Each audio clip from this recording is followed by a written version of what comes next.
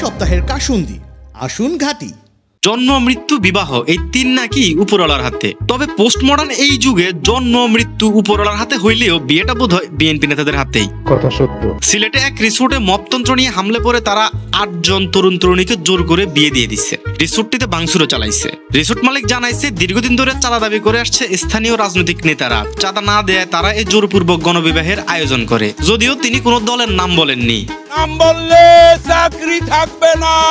সপ্তাহ জুড়ে আলোচিত ছিল ছাত্র নেতৃত্ব সাকাফি ও চ্যানেল আই এর নেকাব কাণ্ড।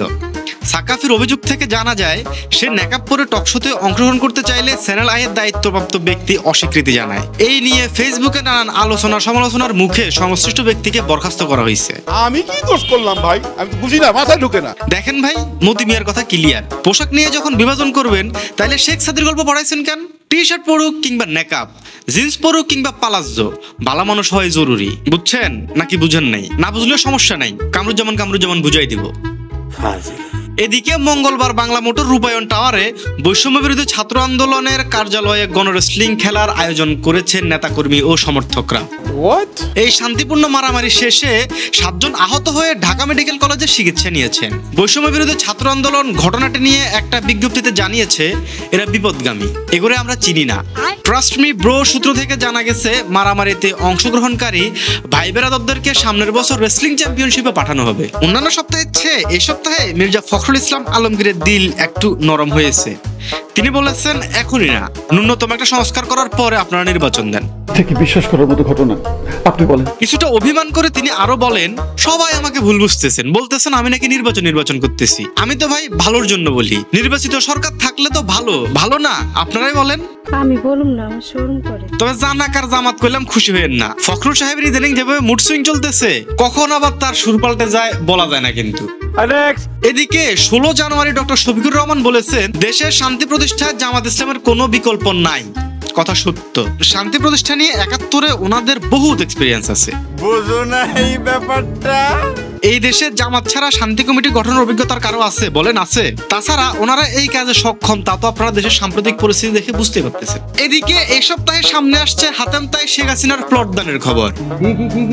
দেশের অসামান্য অবদানের জন্য আমলা, রাজনীতিবিদ, শিল্পী, সাংবাদিক, সাবেক মন্ত্রীদের 380টি প্লট বরাদ্দ দিয়েছেন তিনি। প্লট পাওয়া জাকির হোসেন নামের এক সচিবকে প্রথম আলো জিজ্ঞাসিল আপনার অসামান্য অবদান কি? উনি বলছেন দেশের জন্য যে কি করছি ভাই আমি তো জানি না। কিছু না করে মানুষ জমি পাইছে, যারা করেছেন আসলে কিছু, তারা যে কি পাইছেন কে জানে।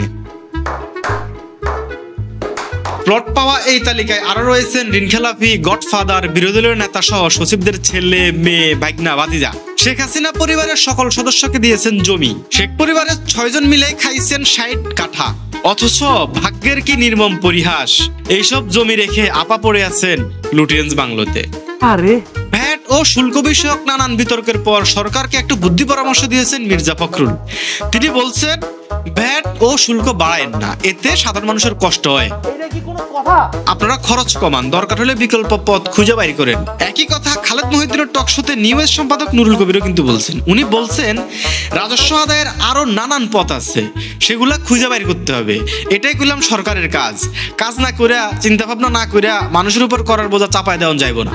তো এই সরকারের কিছু বুঝি না ভাই। দেখলে মনে হয় ভালো কাজ কাম করতেছে, আবার মনে হয় ফাঁকিবাজি করতেছে। একবার মনে হয় সরকার মেলা শক্ত, আবার মনে হয় কিছুটা দুর্বল। একবার মনে হয় সরকার মাশাআল্লাহ অনেক চালাক, আবার মনে হয় ব্যাককল। আমি বুঝি না। ঠিক আছে। এই সপ্তাহে আরো একবার প্রেসিডেন্ট হিসেবে শপথ গ্রহণ করেছেন one and only full and final Bluetooth boy Donald Trump. এই সময় তার পাশে ছিল Elon Musk, Mark Zuckerberg, Jeff Bezos সহ আরো অনেকেই। এই কোটিপতিদের ছবি দেখে জেলাস হয়ে বার্নি স্যান্ডার্স তার ফেসবুকে লিখছে এবার দেখবা কেমনে এই ধনী ব্যবসায়ীগুলা তোমাদের মারে। আসো খেলবো, খেলা হবে। অন্যদিকে জানা গেছে ট্রাম্প শপথ গ্রহণের পর দেশে বিদেশের বিভিন্ন গর্তে লুকাইয়া থাকা আওয়ামী লীগের নেতা কর্মীরা নিজেদের মধ্যে মিষ্টি বিতরণ করছে।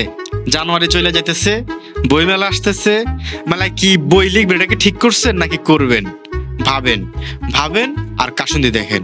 লাইক করেন, সাবস্ক্রাইব করেন, শেয়ার করেন, কমেন্ট করেন, ভালোবাসেন। Tata, bye bye. खत्म।